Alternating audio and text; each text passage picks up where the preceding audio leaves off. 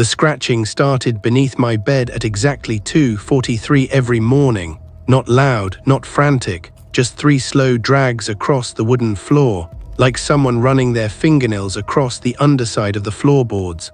The first night I convinced myself it was old pipes. The second night I blamed rats. By the third, I couldn't ignore what happened after the scratching stopped. Someone whispered my name. Ryan. The voice was soft, young, familiar. I sat upright, my heart pounding so hard I could hear it over the rain outside. Then I heard the same voice again. You came back. This is Tales of the Dark. A subscriber recently shared this experience after returning to his childhood home for the first time in years. Some names have been changed for privacy. I left home when I was 14. My parents enrolled me in a boarding school nearly 6 hours away after my father accepted a promotion that kept him traveling most of the year. The plan was simple. I'd stay at school during the semester and visit home only during long holidays. At first I came home every few months, then life became busy. College followed, an internship overseas before I realized it. Almost 5 years had passed. When my mother called to say my father was retiring and wanted the whole family together again, I finally booked a train home. The house looked exactly the same. White paint, green shutters. The old oak tree still leaned over the driveway. My mother cried when she hugged me. My father smiled in the quiet way he always had. Everything felt normal, comforting. The first day disappeared in conversations, unpacking and catching up. It wasn't until dinner that something felt wrong.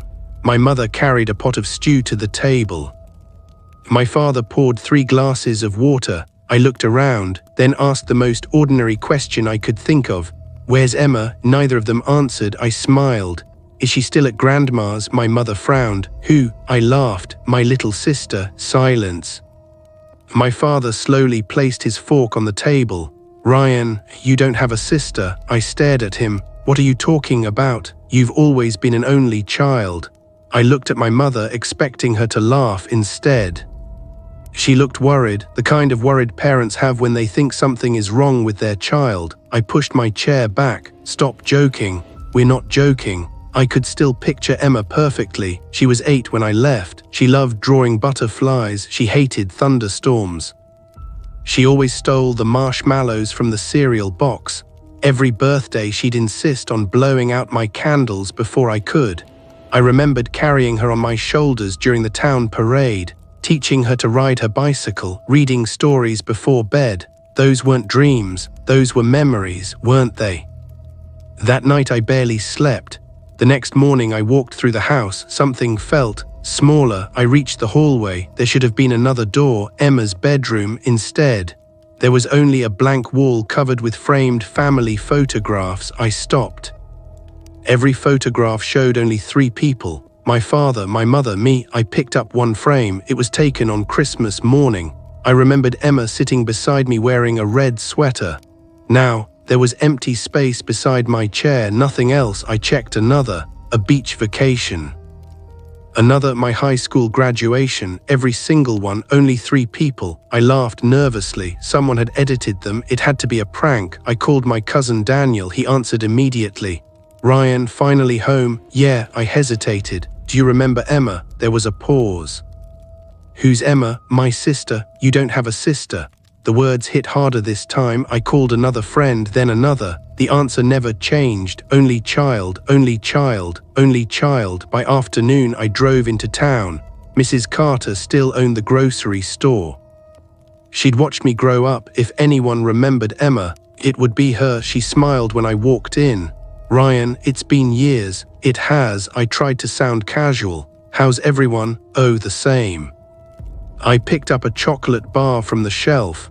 My sister used to steal these every time we came here. Mrs. Carter tilted her head. You were always by yourself. I left without buying anything. The drive home felt unreal. It was as though the entire town had agreed to tell the same lie. Or I had somehow imagined an entire person. That evening I searched the attic. Old toys, school books, family albums, boxes filled with childhood memories. None of them belonged to Emma. Until I found a cardboard box tucked behind an old dresser. Inside was a pink ribbon. I knew that ribbon. I'd won it for her at the county fair. Beneath it lay a tiny plastic butterfly with one broken wing. She used to carry it everywhere. My hands began shaking. I ran downstairs. "Mom," she looked up from the kitchen. "Where did this come from?" She stared at the butterfly, her face drained of color for a split second. I saw recognition, then it disappeared. "I've never seen that before." She turned away too quickly. That night, the scratching began, 3 slow drags beneath the floor. I knelt beside the bed, pressed my ear against the wood. Silence. Then 3 soft knocks directly underneath me. Knock, knock, knock. I froze. A whisper followed. "Ryan." My blood ran cold. It wasn't loud. It sounded weak, as though whoever spoke hadn't used their voice in years. I knew. "You'd come back." I jumped away from the bed. The whisper stopped. The house was silent again. The next morning I examined the floor. One plank looked newer than the others. The nails were cleaner. The wood hadn't faded like the rest. Someone had replaced it recently. I waited until my parents left for town. Then I grabbed a pry bar from the garage. The plank came loose with surprising ease. Underneath was empty space, not a crawl space, a staircase. Narrow wooden steps disappeared into darkness beneath the house. A cold draft drifted upward, carrying the smell of damp earth and something else, fresh laundry detergent. Someone had been living down there very recently. My heart pounded as I switched on my flashlight. Slowly, I placed one foot onto the first step. Behind me, the front door slammed shut. I turned. My parents were standing in the hallway. Neither of them had spoken. Neither of them looked surprised. My father quietly said only one sentence. "Ryan, close the floor." My father didn't raise his voice. He didn't rush toward me. He simply looked down at the open floorboard and said again, "Ryan, close the floor." For a moment nobody moved. The silence between us felt heavier than the house itself. Then my mother stepped forward. There were tears in her eyes, not the tears of someone caught lying, the tears of someone terrified. "Please," her voice trembled. "Just put it back." I looked from one to the other. "You've been lying to me." "No, you told me I never had a sister." My father's jaw tightened. "We told you what we had to." I pointed my flashlight toward the opening. "Who's down there?" Neither of them answered. Instead, my father walked toward me, not aggressively, almost cautiously, as if he were approaching a frightened animal. "You don't understand." "Then explain it." He looked at the staircase for the first time in my life.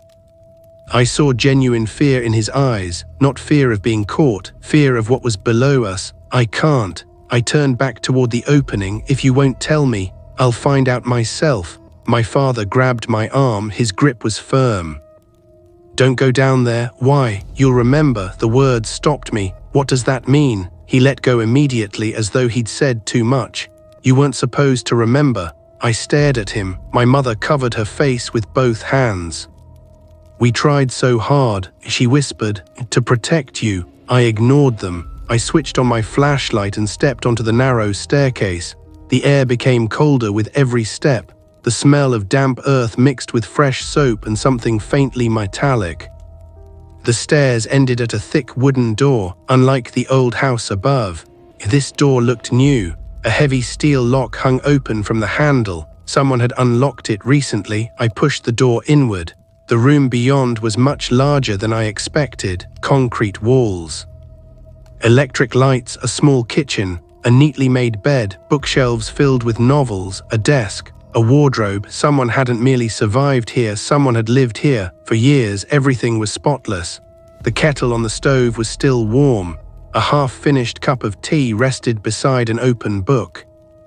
The calendar hanging on the wall displayed today's date. Whoever had been here had left only minutes ago. Then I noticed the drawings, hundreds of them. Every wall was covered. Crayon drawings, pencil sketches, paintings. Every single picture showed the same family. My father, my mother, me.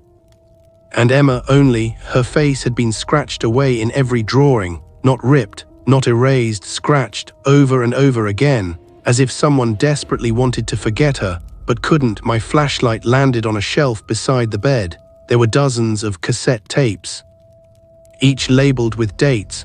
The oldest was nearly 12 years old. One was marked Ryan. My hands shook as I inserted it into an old cassette player. Static filled the room. Then, a little girl's voice. "If Ryan finds this, I knew you'd come back." It was Emma, older than I remembered, maybe 16. She sounded tired but calm. "If you're hearing this, they finally made you forget."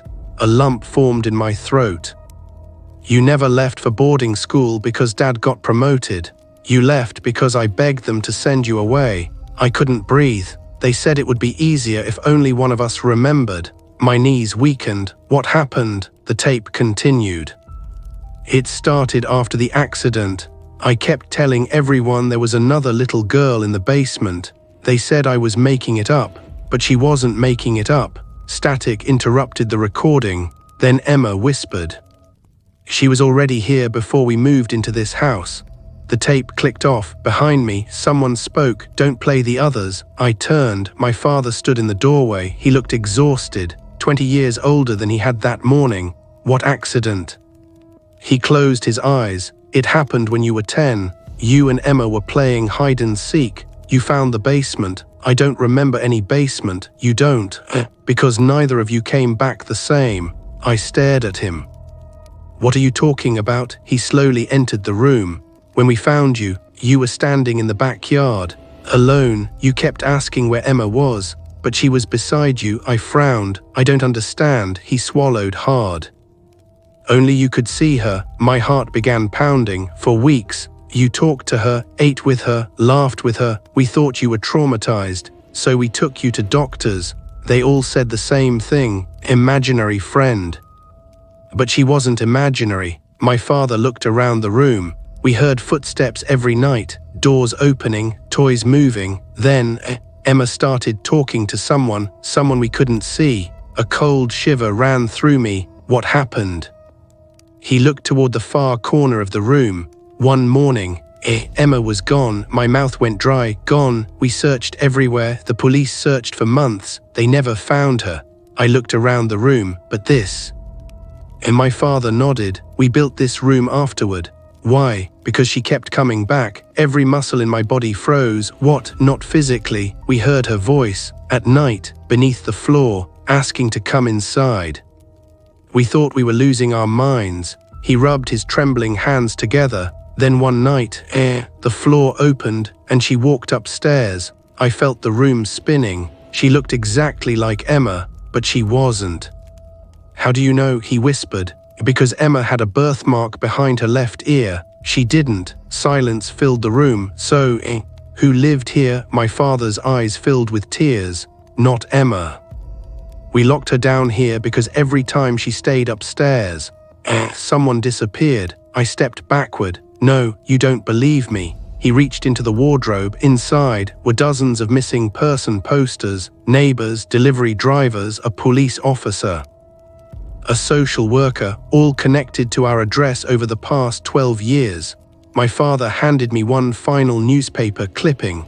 The headline read, "Local teen missing after running away." The photograph beneath it was Emma, exactly as I remembered her. The date was 4 days ago. I looked at him in confusion. 4 days ago, he nodded slowly. She escaped. Everything inside me stopped. The room, it's empty because she isn't here anymore. At that exact moment, the front door upstairs creaked open. Then, a young girl's voice echoed through the house, soft, gentle, exactly as I remembered it.